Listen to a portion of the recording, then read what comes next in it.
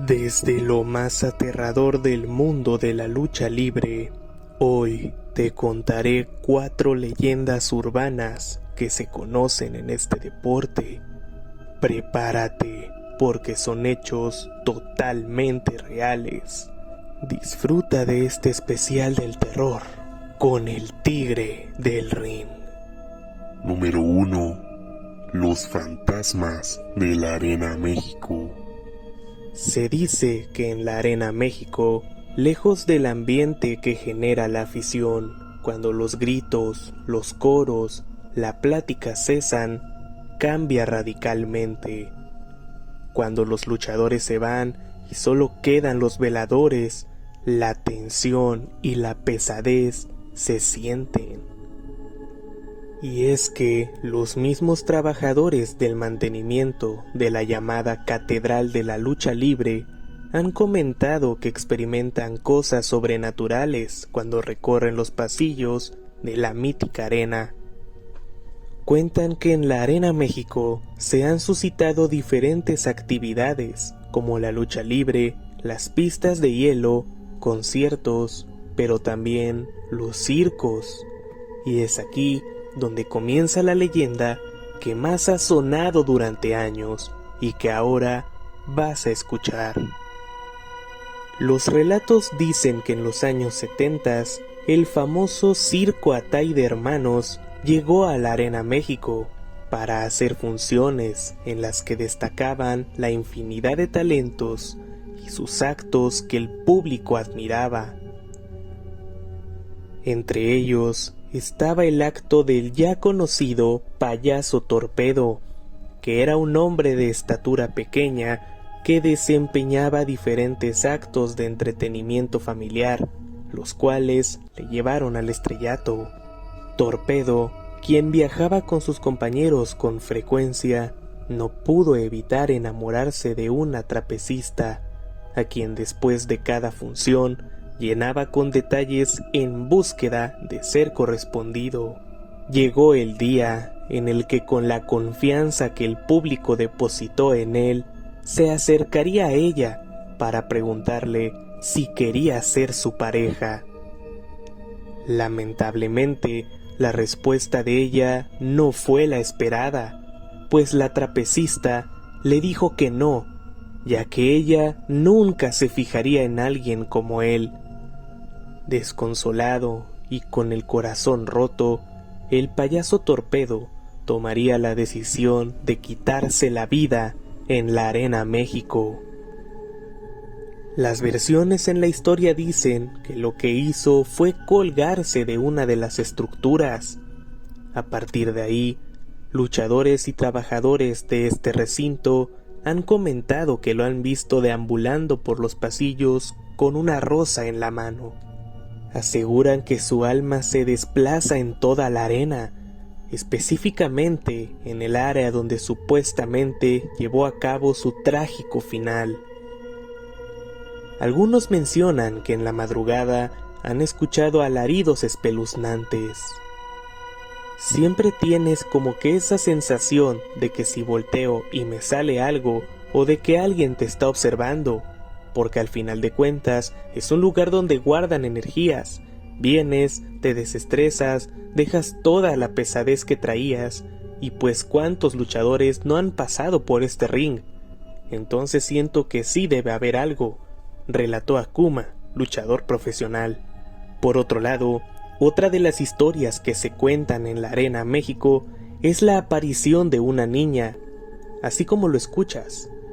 Los trabajadores de la llamada Catedral de la Lucha Libre han comentado que es una pequeña, que a diferencia del payaso Torpedo, se aparece en plenas funciones de lucha libre y al terminar las mismas, corre debajo de las gradas como si tratara de buscar una salida. Se relata que antes de construir la Arena México, se extravió en el terreno baldío y fue hallada después.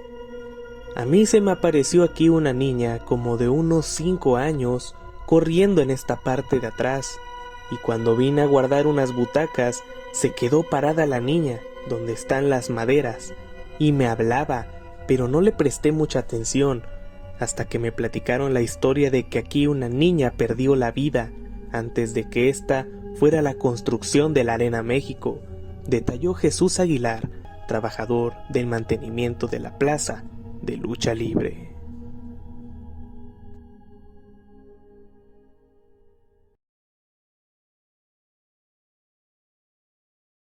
Leyenda número 2. La maldición de Caos. Durante muchos años, a lo largo de la historia de la lucha libre mexicana, se han visto diversos personajes, cuyas historias o máscaras han impactado tanto para bien como para mal al aficionado, e incluso personajes que se creen malditos por el arsenal de atletas que los han encarnado y han tenido un final trágico en sus carreras. Sin embargo, uno de los personajes que aterrorizaba a todo el público era Caos. Este personaje tiene una historia muy particular, ya que muchos aficionados hoy en día no lo conocen y muy pocos lo recuerdan por haber sido el último rival de Oro, luchador que falleció en pleno combate. Solo han sido 2 luchadores los que le han dado vida a este terrorífico personaje. Uno de ellos fue Leonel Hernández, padre de Mephisto, quien perdió la máscara de este personaje ante Shocker. Sin embargo, la primera persona quien le dio vida e inventó a este personaje es Antonio Peña, así es, el fundador de AAA. Junto a Rafael Olivera, buscaban crear un personaje que innovara el aspecto terrorífico en la lucha libre. Buscaban un luchador que de verdad sembrara el terror entre la afición, haciendo cosas que nunca se habían visto, sin imaginar que Caos sería más de lo que ellos creían. La indumentaria de Caos era ingresar al cuadrilátero envuelto de una gran capa negra con brillos blancos. En sus manos un cráneo humano, quien se cuenta era de un franciscano muy bueno, lo cual era un amuleto que contrarrestaba la maldad de Caos cuando luchaba. Al subir al cuadrilátero, se quitaba la capa, de la cual salía una paloma, a la que Caos le decía algo al oído, y ésta atacaba al oponente y volvía a las manos del luchador, quien momentos después la degollaba y se bañaba en su sangre. La indumentaria de Caos era usar mallas blancas con ligeras líneas negras. Luchaba descalzo y su máscara totalmente blanca con la boca semicerrada, grecas en los pómulos y unos ojos que hipnotizaban a quien lo decidiera mirar de frente. Una máscara con peluca rubia, cuyas expresiones faciales eran nulas y transmitía nerviosismo e inquietud a sus oponentes. La actitud de este personaje inquietaba a todo aquel que viera sus luchas, pues se sentaba en el centro del cuadrilátero con las piernas cruzadas, inerte. Sus oponentes no sabían cómo actuar ante él, pues imponía bastante su actuar. Saldría sobrando lo tétrico que era verlo castigar a sus oponentes. Ante tal personaje, la duda quedaba en el cómo se le pudieron ocurrir todas estas cosas que en su época solo hacían que el público se incomodara, pero a la vez se quedara a verlo luchar. Pues Antonio Peña, en múltiples entrevistas, comentó que si bien cada cosa la planeaba desde antes, él sentía en innumerables ocasiones que al colocarse la máscara, una extraña fuerza lo orillaba a hacer cosas que él nunca se hubiera imaginado. Lo hacía sentirse imposibilitado de controlar tanta violencia. Sentía que esa fuerza se calmaría solo si mataba a su oponente. Mencionando incluso que en muchas ocasiones llegó a luchar inconsciente, a tal grado de no recordar lo que había hecho en el encordado. Para él, el alivio llegó después de que se tuviera que retirar de la lucha libre a causa de sus lesiones, ya que fue la única manera en la que pudo abandonar este personaje. Y tanto fue su respeto y temor al ver los videos o ver esa máscara entre sus pertenencias, que en un ritual colocó la máscara en el cráneo con el que salía y los lapidó, despidiéndose de ese personaje.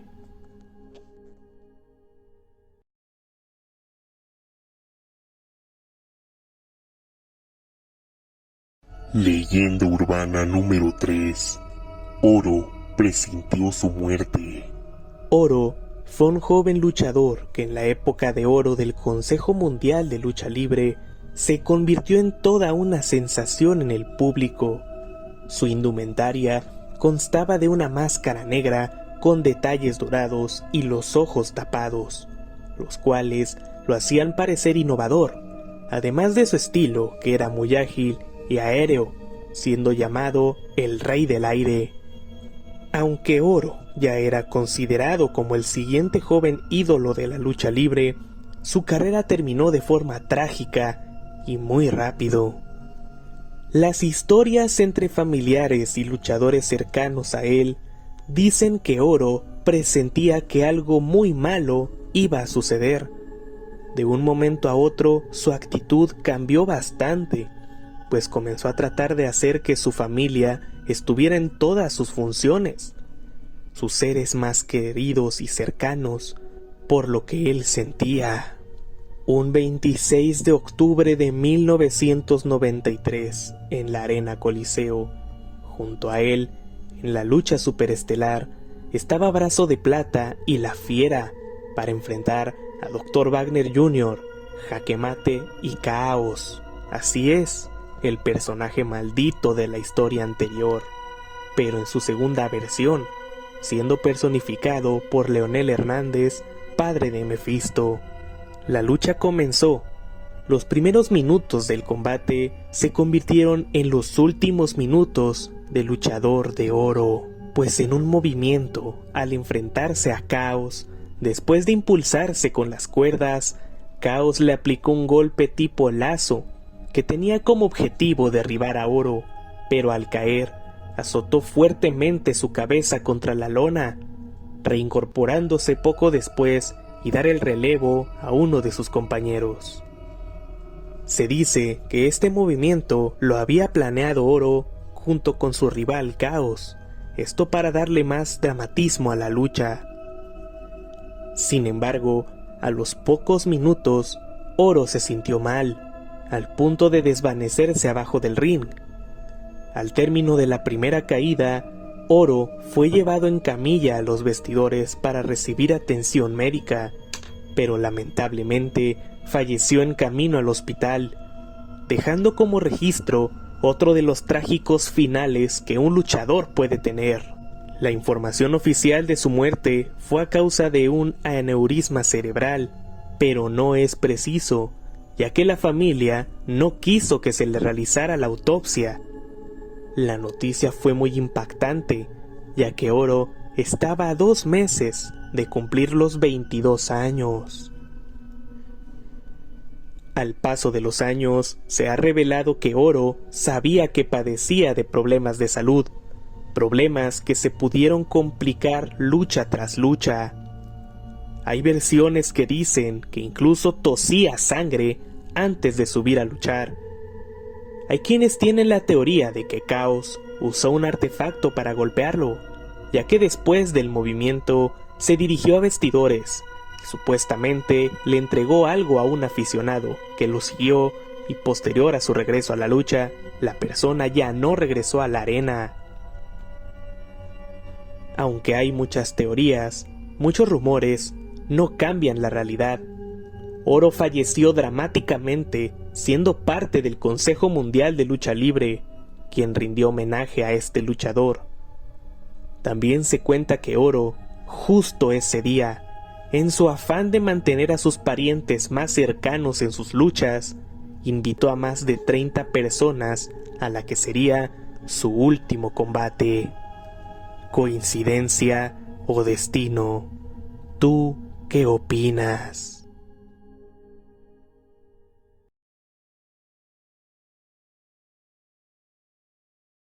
Leyenda 4. El guardián de la Arena Coliseo. El embudo de Perú 77 es conocido como uno de los recintos más emblemáticos en todo México, pues la Arena Coliseo fue construida a mediados del siglo pasado y ha sido partícipe de eventos de lucha libre y boxeo en toda su trayectoria. La Arena Coliseo tiene tantas historias, tanto de gloriosos momentos como de desafortunados y trágicos, como lo fue la historia pasada. Pero no todo lo que se escuche sobrenatural es tétrico, pues a veces estas historias tienen algo especial. Se dice que hubo un hombre llamado Jesús Feria, quien dedicó casi toda su vida a servir a la Arena Coliseo. Se dice que él era el encargado de abrir y cerrar el recinto. Lo hacía hasta que el último aficionado o vendedor se iba. Se encargaba de mantener el orden durante las funciones realizadas. Muchos vendedores lo conocían, platicaban con él. Muchos luchadores lo apreciaban mucho por ser un hombre honesto y trabajador. Incluso mencionan que cada que escuchaban el sonido de unas llaves era porque Don Jesús estaba cerca. Aficionados ya ubicaban también a Don Jesús, pues siempre se sentaba en el mismo lugar a ver las funciones y a esperar a que todos los aficionados se fueran para poder cerrar las puertas de la arena. Don Jesús Feria falleció hace ya muchos años, pero aún hay muchos luchadores, acomodadores, aficionados y personal del staff que han mencionado que su espíritu aún se encuentra cuidando la Arena Coliseo, ya que han llegado a escuchar el sonido de sus llaves en los pasillos, y que en varias ocasiones han volteado a ver donde siempre se sentaba, y se percatan que ahí lo pueden ver, de lejitos, cuidando que todo en la arena siga en orden. Es así como muchos ya lo han nombrado como el guardián de la Arena Coliseo, pues desde el más allá sigue cumpliendo con su labor, lo que demuestra que en toda su vida siempre le tuvo amor a su trabajo, siempre le apasionó la lucha libre y sigue estando presente a pesar de ya no encontrarse en este plano terrenal. Estas fueron 4 leyendas urbanas en la lucha libre.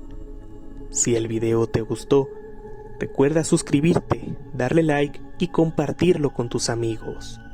Recuerda seguirme en redes sociales, la página oficial El Tigre del Ring. Me encuentras de la misma manera en Instagram y en TikTok. Me despido, no sin antes desearte excelentes pesadillas.